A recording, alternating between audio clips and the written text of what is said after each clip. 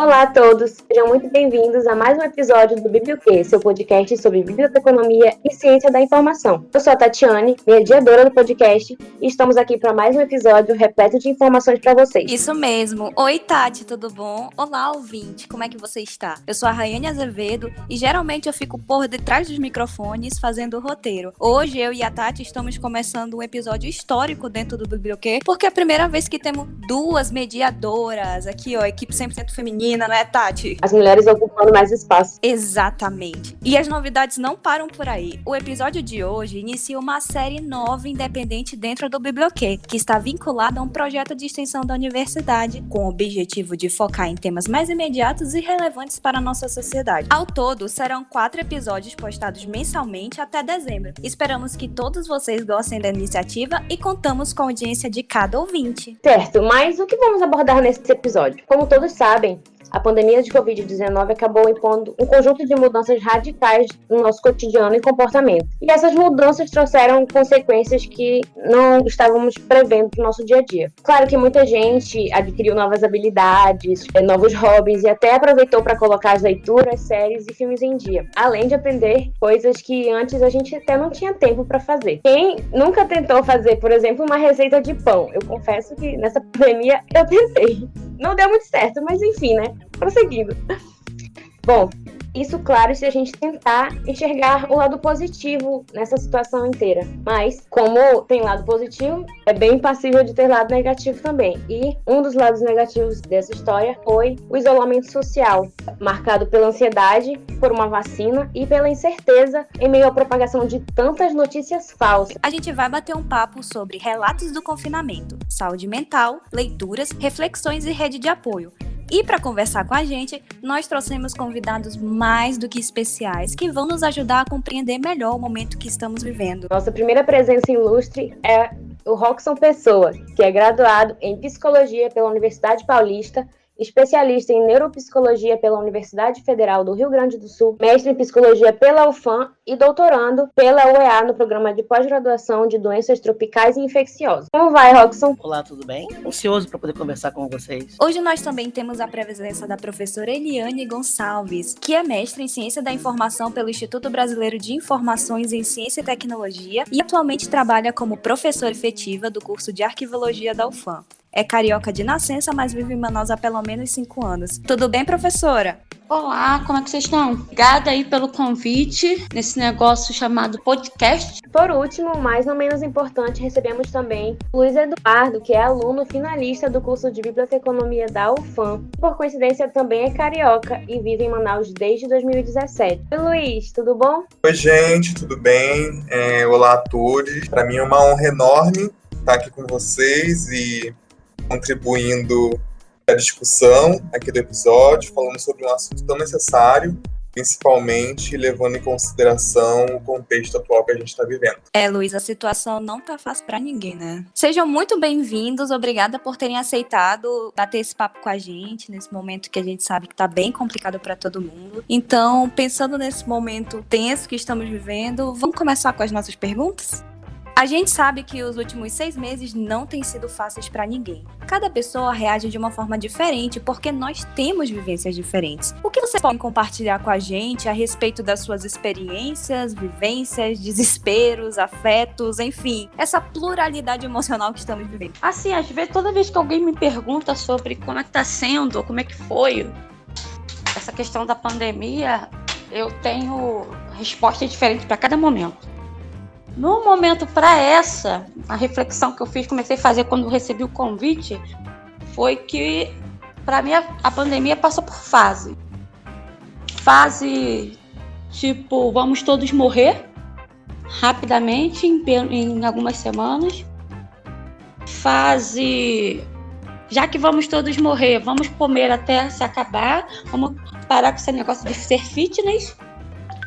E aí agora eu tô numa fase de mais reflexiva, assim, aquela coisa de pensar, no caso, as minhas próprias necessidades, pensar no outro e principalmente essa reflexão do comportamento das pessoas em relação às ações, assim.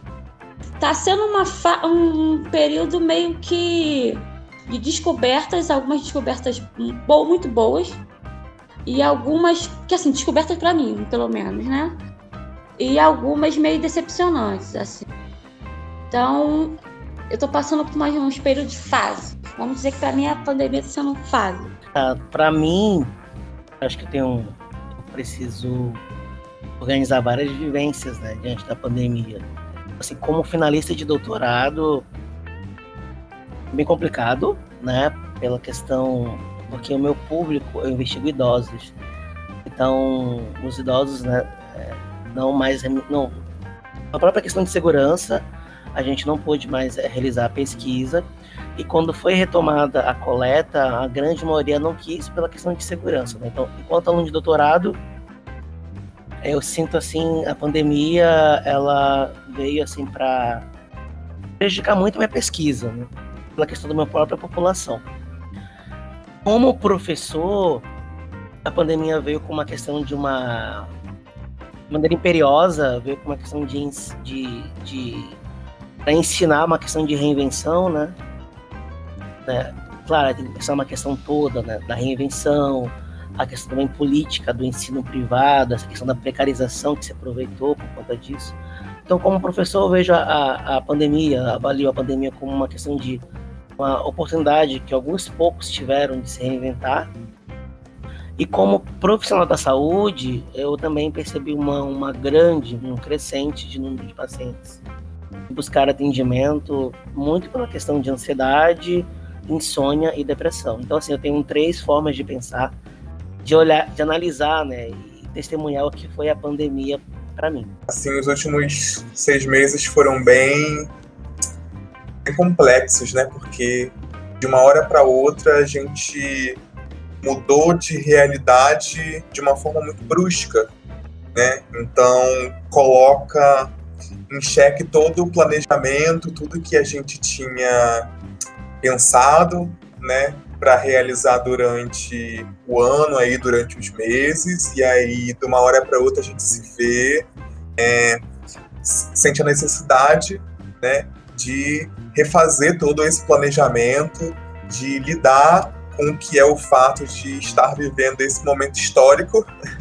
né, e tendo que, nesse processo, lidar com os nossos próprios anseios, né?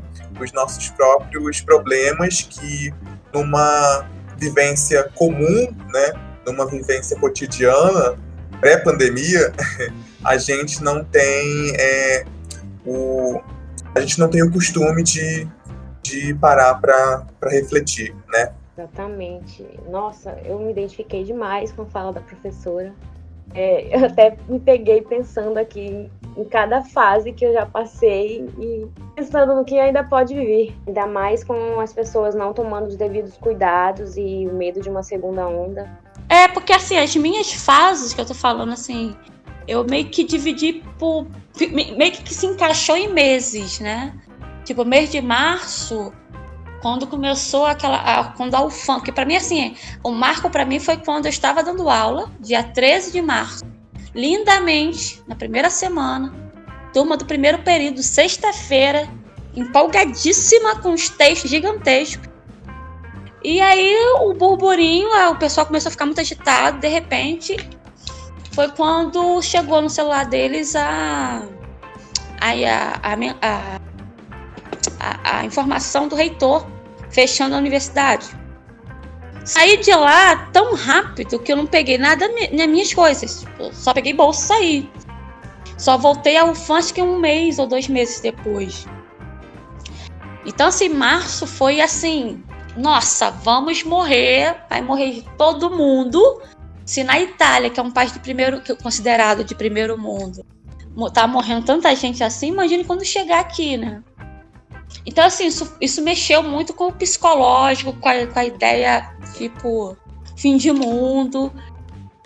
Passou quando minha mãe chegou em Manaus, que minha mãe estava com passagem marcada para cá, em abril. Aí, em abril, eu fiquei... Como eu estava meio, assim, tensa com isso, eu acabei deixando a minha mãe muito tensa. Então a gente entrou num modo mais tranquilo. Então a gente parou de ver televisão. A televisão era ligada só para ver filmes, séries. E minha mãe cozinha, né? E tipo, cozinha muito bem, que ela foi cozinha durante muitos anos. E aí ela começou a fazer, assim, altos pratos. Tipo, era café da manhã fantástico, almoço melhor ainda, jantar.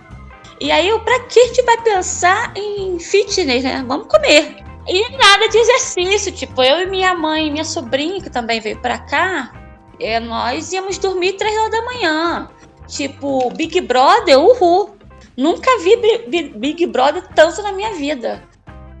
De passar a noite discutindo sobre Big Brother e acordar no dia seguinte 2 horas da tarde. Eu achei muito interessante que todos vocês puderam nos trazer essa questão de nuances, né? A gente tá tendo muito isso de fases e também cada aspecto da nossa vida reage de uma forma diferente, né, Tati? Acho que o relato que eu queria fazer aqui, como o caso da professora, né? Acho que é muito válido essa questão dessas vivências, são muito válidas. Acho que a gente tem que tomar cuidado por 2 grandes questões. Acho que eu achei engraçado que a pessoa colocou, mas eu fico com medo e continuo com medo dessas pessoas que se aproveitam, né? Acho que pessoas que tentam suavizar o que vem a ser a vida, né? Por exemplo, na crise você precisa empreender, uma ideia milionária, e eu acho que isso não é o foco. O foco é a questão de como você vai passar por esse processo que é novo, né? Novo para nós, para nossa geração, né? A gente pode lembrar que há 102 anos tínhamos no Brasil uma gripe espanhola também que matou muita gente. Então acho que o único ponto que acho que a gente tem que ficar em alerta é quando a gente começa a ouvir essas coisas, sabe, suavizadas. Não, tem que empreender, uma ideia de sucesso. Às vezes as pessoas adotam essa ideia de meio que corrida dos ratos e adoecem. Recebi muitas pessoas que se sentiram forçadas a empreender e adoeceram muito, que se sentiram no dever de fazer uma coisa nova na pandemia. Acho que o grande ponto da pandemia é nos ensinar sentido de vida, né? Que na psicologia, sentido de vida vem a ser organização das nossas fragilidades e das nossas potências. Então, a partir dessa organização, acho que a gente deve viver e responder a essa pandemia e encontrar uma forma de saúde frente a ela. Acho que a minha contribuição era essa. O comentário do professor já dá uma pegada de gancho com a próxima pergunta. Então, se a gente puder continuar. De acordo com a Organização Mundial da Saúde, saúde mental é um estado de bem-estar. Mas, né, gente, em paralelo a isso tudo, diante dessa necessidade de mostrar que tá tudo bem, de que a gente tá conseguindo manter essa produtividade, Então, a pergunta é, como vocês percebem nesse contexto de tentar passar uma imagem de manter a produtividade e que não está sendo afetado emocionalmente por esses últimos acontecimentos? Eu acho que o meu caso foi nessa linha. Porque em março, quando fechou tudo, eu parei tudo. Só que nisso que eu parei tudo, eu sou uma pessoa muito ativa e eu moro sozinha, eu não podia sair, né? A televisão tava naquela coisa de repete isso, repete aquilo. Aí eu entrei naquela neura de vamos pesquisar sobre o Covid. Quase virei PhD nisso. E aí, quando minha família foi embora, eu vou trabalhar, né? Isso é uma coisa que eu gosto, pesquisa é uma coisa que eu gosto. Busquei alguns alunos, entrei em contato, e aí, vamos? Vamos! Pesquisa bibliográfica. E isso eu comecei a criar vários grupos, só que aí a pessoa se empolga, né? E comecei a fazer várias outras coisas que afetaram o outro. E nessa questão também de tentar, depois que eu voltei do médico e ele aconselhou tentar controlar isso, foi quando eu comecei a ter mais contato com os amigos. Porque os amigos também, eu tinha meio que me afastado, porque era um tal de ficar choramingando com a vida. E eu tava ficando nervosa com isso. Que tava todo mundo com muito drama, muita coisa. É tudo muito intenso, né? Uma coisa que é a pandemia, que eu cheguei à conclusão que a pandemia, ela meio que intensificou algumas questões que já existiam. Aquelas pessoas que têm aquela questão de vida, azar, a sensação que deu é que isso aumentou. E aí eu meio que me isolei. É nisso que voltou, eu comecei a ter esse problema, comecei a refletir melhor sobre as questões. A parte boa de você dar aquele salto atrás, né? Para saltos de qualidade à frente. E eu comecei a conversar com algumas pessoas, retomamos, e aí nós começamos a montar nossas lives. E aí eu comecei a perceber que cada um estava buscando, testando, na verdade, formas de se manter, vamos dizer assim, normal, né? Cada um trancado dentro de sua casa. E aí teve amiga minha que passou a andar de bicicleta de madrugada, que ela mora numa cidadezinha que é segura, então quando todo mundo ia dormir, ela se enchia de álcool e máscara e saía para andar de bicicleta, porque ela tem problema dessa coisa de fazer muita coisa. E aí o outro já teve uma que fugiu pro interior, ela, a família e tudo, foram para uma cidadezinha muito distante. Então assim, cada um acabou achando uma forma, muito se agarrou nas formas antigas, outros começaram a se adaptar, ou tentaram fazer o híbrido, né? Uma coisa antiga e uma coisa nova. Mas assim, vai ser bem interessante daqui a uns 10 anos escrever sobre isso, entendeu? Sobre essas formas de sobreviver no isolamento. Ou, quer dizer, para quem fez isolamento. Não, como eu estava colocando, né? Eu acho que a pandemia não passou. A gente não... Acho que essa é a grande questão também, né? Quando é que ela passa, né? A gente não dá para predizer, né? Quando é que vai ser o novo normal. Acho que conversas como essa, momentos como esse, acho que o grande trunfo sempre coloco também nessa questão, né? Há formas de poder enfrentar isso que não tem forma, a gente tem um nome para isso, mas o processo ainda a gente ainda não está vendo.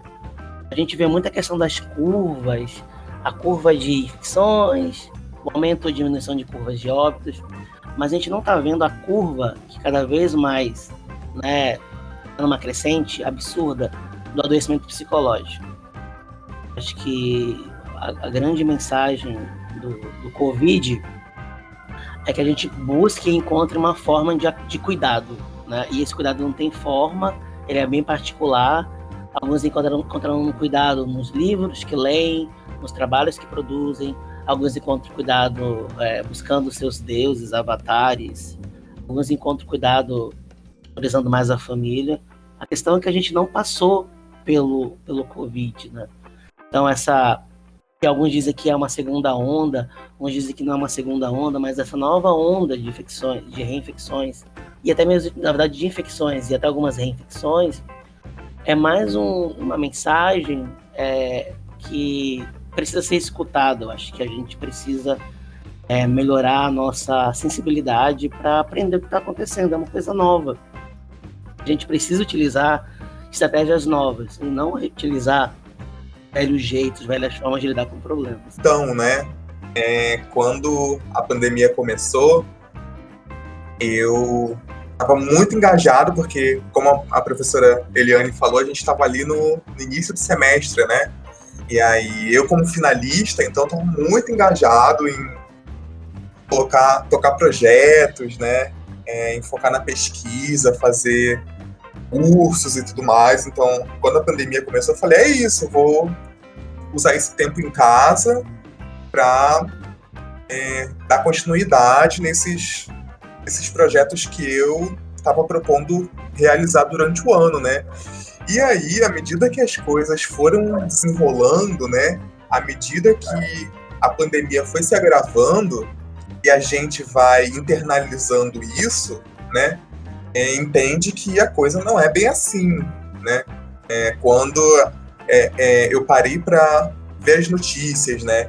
E aí, em Nova York, as pessoas fazendo valas coletivas para enterrar os mortos, né? Na Itália, os corpos sendo carregados em caminhão. Eu falei, gente, o que será que a gente está vivendo? Sabe? As pessoas estão falecendo e eu estou preocupado em ser produtivo, Eu acho que não tem cabimento uma coisa dessas, né? E aí, essa ficha caiu real quando eu tive Covid, né? Que eu vivenciei essa experiência e fiquei... Gente, não tem como eu me forçar a ser produtivo nesse momento, porque é uma coisa assim que tem que vir naturalmente, sabe? Se eu sentir vontade de produzir, de escrever algo, vai sair, sabe? Mas não adianta eu sentar na frente do computador e me ameaçar para escrever, né? Ou para fazer um curso, ou para fazer alguma coisa. E aí foi o momento em que senti mais necessidade de conversar com as pessoas, né? De ter aquela relação física, né? De olhar para as pessoas e tudo mais, porque eu sentia que era um jeito que poderia me distrair, né, desses pensamentos. E foi quando comecei a chamar vários amigos para conversar por videochamada, né, nessa tentativa de suprir isso e tentando esquecer o fato de que eu preciso ser produtivo no meio de uma pandemia, né, porque não é necessário, não é aconselhável, né, como o Roxane disse, muita gente fica doente por causa disso, né?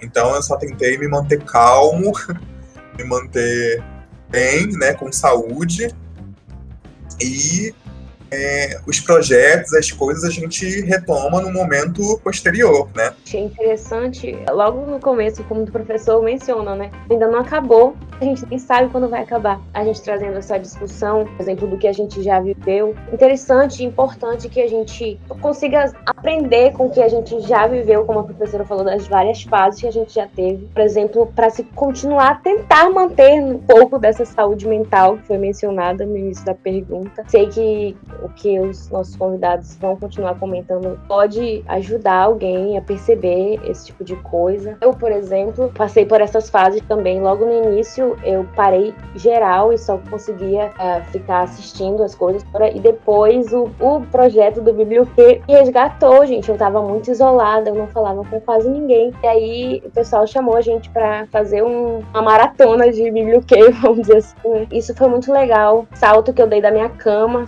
do sofá, me senti muito bem com isso. Não foi algo que me cobrei tanto pela questão da produtividade, que foi a questão que eu tentei levantar, mas me fez muito bem. Como o professor falou, tem gente que se sente bem dessa forma, né, produzindo um texto, alguma coisa, enfim, isso que eu queria apontar. A Veja publicou no dia 18 de julho desse ano que clubes de livro ganharam força em meio à pandemia. Elas falam que é o seguinte: a crise no mercado editorial brasileiro não é de hoje. A matéria dizia o seguinte: a crise no mercado editorial brasileiro não é de hoje, e a pandemia do coronavírus deu à situação contornos ainda mais dramáticos, com o fechamento das livrarias em todo o país. Diante desse cenário, clubes de livros despontaram como uma alternativa cômoda para alimentar o hábito de leitura durante o confinamento, conquistando mais adeptos. Diante disso, a gente também tem o Clube Intrínsecos, que é da editora Intrínseca, que registrou um aumento de 117% em seus assinantes somente no mês de maio. É muita coisa, gente. A Tag Livros também anotou um salto de 70% nas visitas ao site em comparação com o período pré-pandemia, o que levou a criar o Conexão Tag, um portal online destinado a reunir assinantes para leituras conjuntas, o que compila vídeo de autores, capítulos em áudio, podcasts e materiais para download. O Estadão publicou no dia 30 de julho: consumo de livros digitais aumentam durante a pandemia. Essa situação em comum do confinamento em casa levou muitas editoras a oferecerem alguns downloads gratuitos de e-books. No Brasil, a USP, Universidade de São Paulo, a livraria virtual da Amazon e a editora Unesp, Universidade Estadual Paulista, disponibilizaram obras digitais a custo zero, dizia na matéria. Gente, eu inclusive fui uma dessas pessoas que começaram a ler loucamente durante essa pandemia. Comprei um Kindle, assinei Kindle Unlimited. Acho que eu tripliquei as minhas leituras esse ano. E a pergunta que eu deixo para vocês é o seguinte: contem pra gente o que vocês têm lido nesse período, quais são as recomendações que acham interessantes em compartilhar, sejam até mesmo de outras coisas, outras mídias, sejam vídeos, sites, podcasts, revistas. Aqui é o momento de recomendação de vocês. Vou até pegar meu caderninho e começar a anotar tudo. Ai, Rayane, eu me identifiquei muito, porque eu também investi num Kindle durante a pandemia, né? Eu já queria comprá-lo assim há bastante tempo, e aí Pensei, pô, não tô fazendo nada, acho que eu quero ler alguma coisa diferente, acho que isso vai me motivar a ler, né? E aí, de fato, comprei o Kindle e virei aí um bookworm, né? Um devorador de livros, como a gente chama. E aí, eu sempre me interessei muito em temáticas raciais, né? Étnico-raciais. E aí, comecei lendo coisas simples, né? Eu li o Pequeno Manual Antirracista, da Djamila Ribeiro, né? Que, inclusive, foi um dos livros que cresceu muito a procura durante o movimento Black Lives Matter, né? Cresceu muito aqui no Brasil, mas eu já tinha lido ele lá em maio, meados de maio, eu já estava começando a lê-lo, né? E aí, nisso, eu fui para outras temáticas, mas ainda procurando continuar nesse caminho, né? Então, eu comecei a consumir outras temáticas seja de escritores negros, né, ou com temáticas étnico-raciais, né? Então eu li Quarto de Despejo, que é da Carolina de Jesus. Eu li O Mundo no Negro. Desculpa. Ai, pera. Esqueci o nome do livro. Vou falar o nome do outro. Eu li Casagrande Senzala, que é do Gilberto Freire. E aí, a partir disso, eu comecei a procurar temáticas étnico-raciais dentro da biblioteconomia, né? Dentro da ciência da informação, para ver o que eu encontrava com relação a isso, né? E aí, encontrei bastante material legal. Quem tiver interesse pode ir lá no portal, no banco de dados da Brapse, que é banco de referências, se não me engano, de ciência da informação.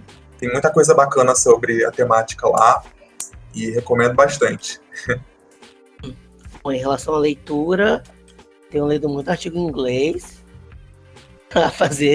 para montar a minha tese. Então, tipo assim, não tenho me agraciado, né, com leituras. Eu tenho realizado leituras técnicas. Não são prazerosas, né? Elas não causam esse espanto e pavor de uma leitura de um livro que você gosta. Eu tenho alguns livros que eu desejo ler, né? Muito de neurociência. Finalizar meu livro O que o Cérebro Tem para Nos Contar, do Ramachandran, que eu tenho de ambição. Então, eu tenho por ambição de leitura retomar leituras que foram paralisadas por conta de um ditame de um doutorado. É isso. Ai, que legal. Assim, fico feliz quando as pessoas falam que leram 2, 3, 4 livros, porque eu acho, assim, super legal. Eu lembro que eu separei aqui vários tipos de livros, tipo Games of the Thrones, romance. Aí, o único que eu consegui terminar foi da Maya Angelou, que é Eu Sei Porque os Pássaros Cantam na Gaiola, que é maravilhoso, tá? É um relato da experiência dela enquanto criança até a fase dela adolescente. Mas, em termos de outras coisas, a minha leitura ficou muito técnica. Agora, uma coisa que eu não tinha antes, eu não usava antes, era o YouTube. Eu não era uma pessoa assim que via vídeo, nada disso. Eu virei uma devoradora de YouTube, assuntos específicos. Nessa pandemia, eu comecei a aprender educação financeira. E, assim, porque com essa questão da pandemia, de muita gente tendo problemas com financeiro, eu comecei a repensar meus próprios gastos.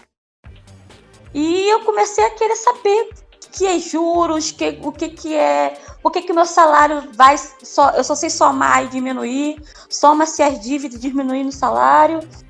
E aí eu acabei meio que virando assim, uma devoradora daqueles youtubers sobre finanças. Aí descobri bolsa de valores, descobri fundos de investimentos. E assim, dá para investir com pouco dinheiro, gente. A ideia que a gente tem é que investimento é com 1.000, 2.000, mas você pode investir com R$40. Aí eu comecei a fazer uns investimentos E outra coisa que também que eu descobri foi essas coisas de academia online. Aí agora eu já decidi que eu não volto mais para academia tradicional. Comprei peso, comprei um tapete, comprei caneleira e sigo a turma dos youtubers de academia. Então o YouTube virou meu parceiro, assim. De receita também, tá? Aprendi a mexer com a minha air fryer. Professora, eu também comecei a fuçar muito o YouTube e achei aulas de yoga. E aí concentrei toda a minha força de, ok, não estou fazendo exercícios físicos, mas posso fazer umas aulas de yoga que, inclusive, vão me ajudar a me manter calmo, me manter são durante esse período em casa, né? Eu tentei, menino, eu tentei. Quando chegou no cachorro vira pro sol ou alguma coisa do gênero, não, isso não dá pra mim. Isso não rola, não dá. Aí eu peguei aqueles exercícios que tava lá, tudo que tava escrito assim, HIIT, queime até a orelha, HIIT, tonificar o cabelo. É isso aí, é isso que eu quero. E eu conseguia, claro que eu não consegui fazer direito, né? Evidentemente. Mas eu conseguia voltar a dormir, que é uma coisa também que me provocou muita insônia na pandemia. E esses exercícios mais pesados, como eu sou uma pessoa muito ativa, o yoga comigo não funcionou. Eu tentei, juro que eu tentei. Mas esses negócios de HIIT, ele funcionou melhor. Então, quando eu fazia os HIIT, hoje eu não fiz, por exemplo. Geralmente eu faço assim, 5 e pouquinho, e o corpo começa a cansar. Eu acho que isso ajudou. Não sei se é certo, tá? Não conversei com nenhum médico, mas funcionou, tipo, no sentido de voltar a dormir com mais tranquilidade. Achei vivências bem diferentes da minha. Por exemplo, eu tinha iniciado leituras antes de acontecer o fechamento de tudo, né? A gente não consegui continuar essas leituras até hoje. Sim, dando continuidade, vamos tentar prosseguir aqui. Agora, uma questão mais coletiva. Não sei se todos vocês estão familiarizados com o termo redes de apoio, mas conceitualmente eles funcionam como estruturas para ter uma inter-relação entre as pessoas, elas se ajudarem mutuamente. Isso se inclui tanto as redes de apoio formais, como grupos de ajuda, onde existe a presença de profissionais de áreas para auxiliar os integrantes, e também as redes de apoio informais, como é o caso da família, de amigos, grupos da igreja, do trabalho, entre outros, né? Nesse formato de confinamento atual, essas redes de apoio receberam ajuda da tecnologia para manter essa estrutura de relação, conectando as pessoas que precisam ser ouvidas e pessoas que podem ouvir o outro também. Com base nisso, nós queríamos saber quais foram as redes de apoio com as quais vocês puderam se conectar nesse momento de isolamento e qual foi o papel que vocês desempenharam nelas. Vocês precisaram ser acolhidos ou foram um ombro amigo num momento ali de necessidade? Então, assim, como eu falei, essa pandemia, ela tá meio que fases, eu tô passando por fases. Na primeira fase de tensões, eu acho que eu fui uma pessoa muito... Como eu criei esse medo, eu acabei divulgando muito medo. Então, toda vez que todas as minhas mensagens no WhatsApp era muito informação sobre o Covid, né? Então, eu acho que isso causou... Não que meus amigos tenham falado, para com isso. Não, mas ficaram aquela coisa do silêncio, né? Eu postava e ninguém falava nada. Quando chegou na outra fase, que eu tava um pouco mais, né, tranquila, a gente começou a conversar muito. E junho foi o meu aniversário. E assim, eu sou uma pessoa que, assim, Natal, beleza. Ano Novo, tranquilo. Aniversário, tipo, eu paro de falar com o ser humano se não me dá parabéns. Então, assim, quando foi o meu aniversário, aí eu consegui... Eu fiquei muito naquela coisa da depressão, porque eu achei, né, não vai ter festa. E aí os amigos, aí que você... É aquela coisa de você saber quem são seus amigos de verdade, né? E fiz uma live, passei um link achando que só ia dar, o quê? Uns 2 ou 3. E pela primeira vez eu consegui reunir todos os amigos de todos os cantos, Rio, Manaus, Europa, que meus amigos estão todos espalhados por aí. E foi muito legal, assim, tipo, a troca, a conversa. E depois disso, esse grupo de apoio, porque eu moro sozinha, então, assim, às vezes a gente se sente, tipo, quando o WhatsApp não toca o dia, poxa, me esqueceram de mim.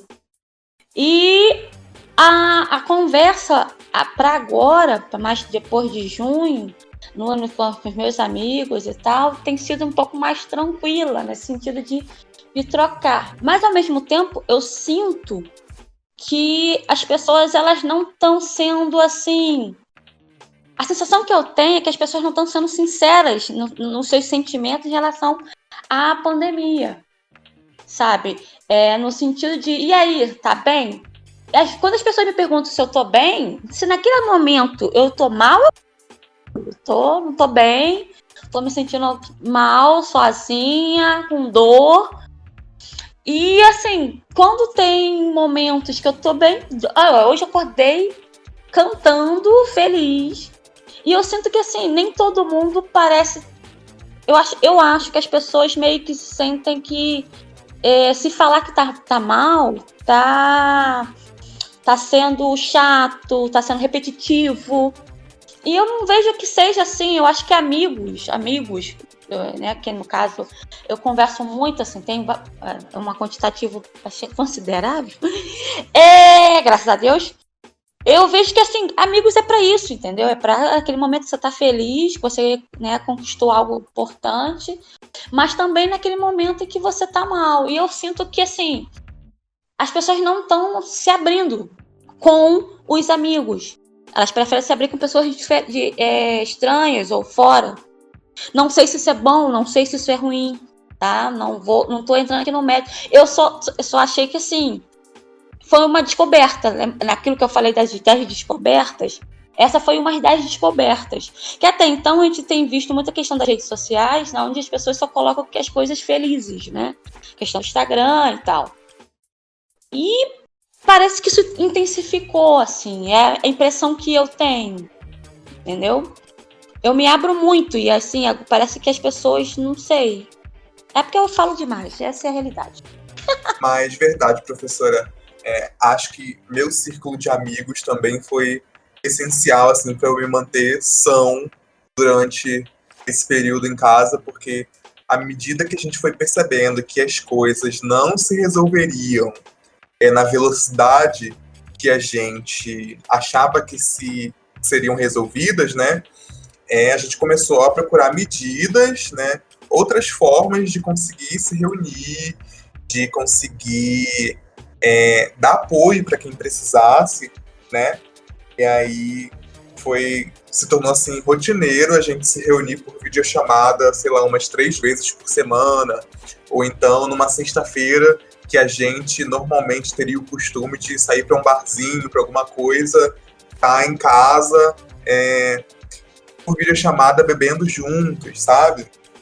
Então é nessas horas, como a senhora disse, é nessas horas mesmo que a gente vê quem tá com a gente e quem não tá, né? Isso é muito importante. Como foi colocado, né? Os grupos de apoio, eles são essenciais, não só para a pandemia, mas para qualquer situação adversa. É meio que agora a gente vive um momento de inflamação social, né? Uma questão crônica. Nós temos uma questão de um vírus que nos colocou numa posição de quinês. Então, hoje o apoio ele é fundamental. Primeiro por quê? Porque a gente tem que olhar também em estágios. Tivemos um momento do auge, né? Bem no início, quando a curva estava mais acentuada, que a gente teve o aumento, a restrição social mais evidente aqui no Amazonas, aqui em Manaus particularmente. Nesse momento, muitas pessoas se viram num distanciamento, né, social imenso, e ali é uma coisa meio paradoxal. Alguns casamentos terminaram com a pandemia, né? Alguns casais que ficaram muito próximos, acabou-se, né, o relacionamento. E que esse amor de casal, ele existia a uma certa distância. Acho que era uma forma de um amor charmoso, sabe? Então, o amor de alguns estabeleceu pela distância e a pandemia meio que acabou com muito casamento, muito noivado, muito namoro. Os que conseguiram, né? Os casais que conseguiram se reinventar, conseguiram estabelecer uma maior rotina de cuidado e de apoio. A família, a mesma coisa. Algumas famílias agravaram muito a relação com a pandemia, outras tiveram a oportunidade de poder valorizar mais esse momento, né, de intimidade, de estar junto. Então o apoio social ele é variado. Sim, ele pode ser pelo apoio que você tem na igreja, um grupo de amigos, um grupo de trabalho que a gente começou a trabalhar de maneira remota. Ele não tem forma. O que a gente precisa determinar é que o apoio social ele pode ser a partir de uma pessoa, né? Pode ser um esposo, uma esposa, um namorado, uma namorada. Pode ser pela ação de várias pessoas. Ele acontece. O que a gente precisa entender também da pandemia é que, vamos lá, talvez a gente tenha que voltar para um maior distanciamento. Né? Então, se a curva continuar aumentando, por mais que se diga o contrário, a gente vai ter que tomar medidas mais enérgicas, porque a onda se mostra num crescente. Então isso determinará uma reavaliação também de mundo. Por quê? Eu sempre gosto de fazer essa analogia. Quando a gente tem uma vida antes da pandemia, onde a gente tem uma liberdade para poder se deslocar para onde nós desejarmos, onde a gente não tem a obrigação de usar uma máscara, onde o contato ele não é contingenciado pelo medo, a gente tinha como uma existência num grande oceano de possibilidades. As pessoas não aprenderam, e ainda estão tentando de aprender, é que a nossa vida hoje com a pandemia é como viver num aquário, né? Então a gente está bem limitado. E o aquário é um sistema frágil, onde qualquer alteração ele pode, né, intoxicar os peixes, no caso somos nós, né? Aumento de ureia, de amônia na... Então as pessoas precisam ter hoje com essa rede, a grande regra diz o quê? É saber com quem você pode contar. Saber com que pessoas você pode estabelecer uma rede de contato. Algumas pessoas não são nossa rede de contato. Algumas pessoas são para conversar, para você tirar uma graça, para você ficar rindo. Mas são pessoas que não podem saber das nossas fragilidades. Então tem essa diferença. É com quem você está conversando, com quem você está dialogando. Por quê? Porque se a gente vive agora num aquário, qualquer relacionamento tóxico causará muito mal. Então, expor nossas fragilidades, nossos medos, isso pede uma avaliação muito profunda das pessoas que escutam, né? Então, eu recebi muito apoio social. Meu apoio social, ele é minha esposa. Meu grande apoio social é a minha esposa. Meu filho de 4 anos, que mesmo não sabendo é meu apoio social, ele não sabe disso, mas ele é meu apoio social. E a família da minha esposa, a minha família. Mas, assim, se eu puder estabelecer meu grupo de apoio, assim, nuclear, minha esposa e meu filho. E eu sou o apoio de muitas pessoas, né? Eu sou terapeuta de alguns pacientes e muitos deles já existiu antes da pandemia, então aquela velha questão também, né? A pandemia ela é mais um problema, né? O paciente já tem uma situação, a pandemia é mais um problema na equação, os outros problemas não pararam, né? A ansiedade que o paciente tinha, ela piora. O paciente vem de uma depressão, ela agrava.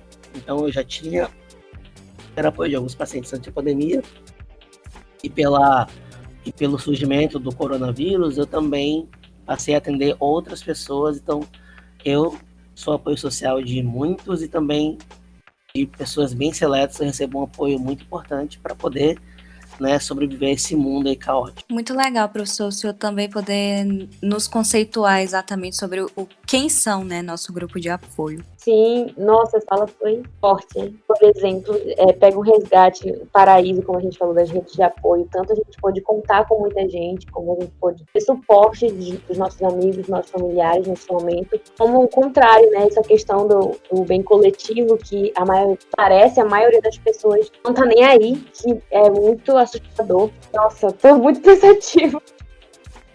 É muito interessante ver como cada um tá lidando, né? Parece repetitivo, mas o programa de hoje é exatamente sobre nossas vivências individuais. Então, a partir disso, pode ser difícil fazer um exercício de pensar sobre os impactos do que estamos vivendo a longo prazo nas nossas vidas.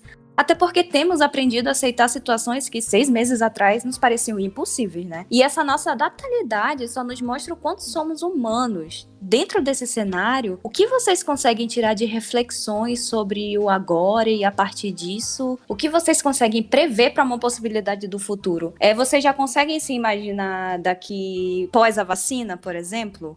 Eu tenho, apesar de todos os dramas e tal, eu tenho a sensação que as pessoas elas vão nós somos seres adaptáveis, né? Então nós vamos nos adaptar, seja dentro de casa, seja com a vacina. Eu já coloquei que eu só vou tomar vacina depois de 2, 3 meses que as pessoas já tenham tomado, só para verificar se ninguém vai virar zumbi. Mas, né? O filme Eu Sou a Lenda e Guerra Mundial Z tá aí pode ter sido é ficção, eu sei, gente, mas, né? Então, assim, pro futuro, eu acredito que a gente vai se adaptar de um jeito ou de outro, entendeu? Pode ser que a gente até volte ao que estávamos fazendo antes, ou fazer meio termo, juntar o que era antes com o agora, tanto porque o capitalismo selvagem não vai nos deixar ficar de bobeira assim, né? Ele vai dar um jeito de vamos todo mundo produzir de algum jeito, de alguma forma.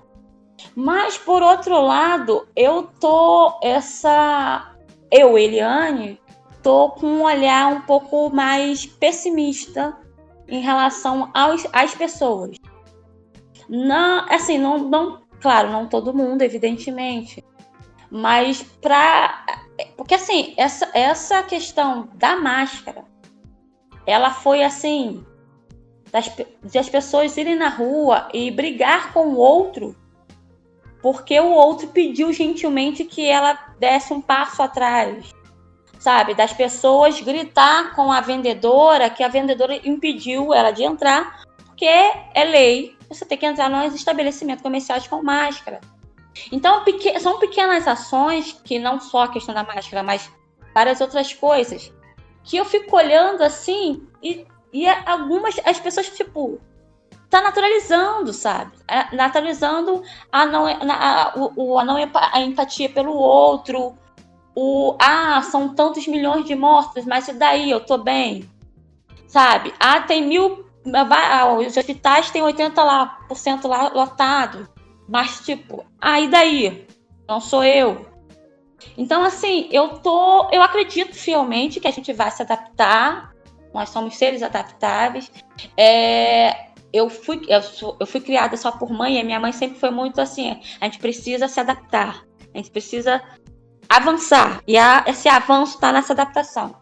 Mas eu tô muito, assim, decepcionada. A palavra certa, decepção, porque eu tinha uma imagem de que o brasileiro, na hora H, ele seria aquele grupo que apoiaria uns aos outros e avançaria. E eu vejo isso nas classes mais pobres. Mas ela acaba sendo prejudicada pelos grupos que simplesmente ignoram, sabe? Como é que o ser humano ignora o uso de uma coisa simples, máscara? Então assim, eu não sei, assim, em termos de avanço, a gente vai. Mas em termos de ser humano, de que nós aprendemos, nós evoluímos enquanto seres humanos, uns com os outros, e nesse caso aí eu sou meio pessimista em relação a isso. É triste, assim, eu fico triste porque eu tenho 5 sobrinhos, né, pequenos. E aí eu fico pensando, assim, como é que vai ser o futuro deles lá pra frente. Eu concordo com a fala da Eliane, da professora Eliane. Eu tenho muitas coisas, tipo assim, né? A primeira delas é que a história se repete, né? Tem um artigo que é muito bom, que é da Anne Jaqueline Torres Silveira, que ela fala sobre a gripe espanhola no Brasil em 1918. Ela faz um recorte histórico maravilhoso, né? E o que ela conta no artigo, né, sobre o que nós vivemos em 1918 é muito igual ao que a gente está vivendo hoje, né? Por exemplo, a questão das fake news, né? Acreditavam que a gripe espanhola ela vinha em garrafas, deixadas por submarinos alemães na costa brasileira. Era uma forma de poder causar prejuízo, né, aos que apoiavam aliança, né, que combateu o eixo nazista. Então, assim, teve fake news, teve a questão de você encontrar ali na medicina uma ideia de pessoas que queriam salvar, né, o mundo, o papel do médico, ali, muito do sanitarista. A gente vê muito hoje, então, tipo assim, a pandemia do coronavírus, ela nos ensina que se a gente não evoluir enquanto população, a gente vai continuar vivenciando os mesmos papéis, sabe? De fantasia, de eleger líderes, mitos, sabe? Essa coisa que nos rouba potência, nos rouba responsabilidades. A gente vai eleger, não, fulano vai resolver o problema.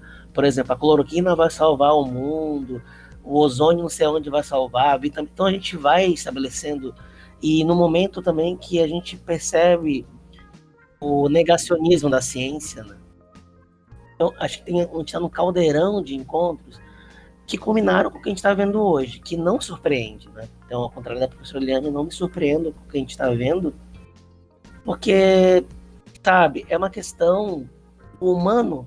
A gente vem de uma longa história aí de desenvolvimento humano,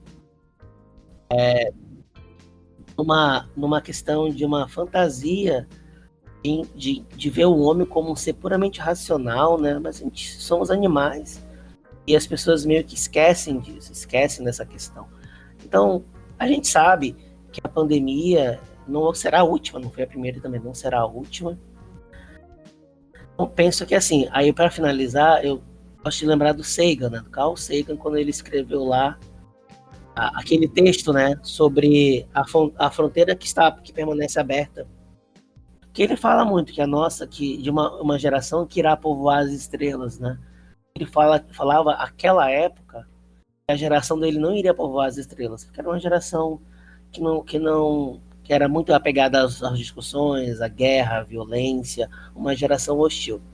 Então, passado o tempo da escrita do Sagan, eu também digo que eu vou assinar embaixo e digo também que a nossa geração não vai povoar as estrelas.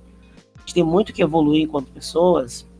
E essa evolução exige ou exigirá da sociedade, de tudo que a gente pensa na sociedade, uma maior compreensão do nosso lado mais ali que as pessoas querem ignorar, esse lado humano, esse lado egoísta, esse lado, né, mais primitivo, que é o homem também. Então a pandemia, ela nos ensina a nossa vulnerabilidade. E aqueles que conseguirem acolher isso e aprender com isso, terão uma jornada de sucesso. Aqueles que conseguirem continuarem lutando contra esses demônios aí antigos, a gente vai ver esses problemas sociais se avolumando e pessoas adoecendo, né, por conta dessas fantasias.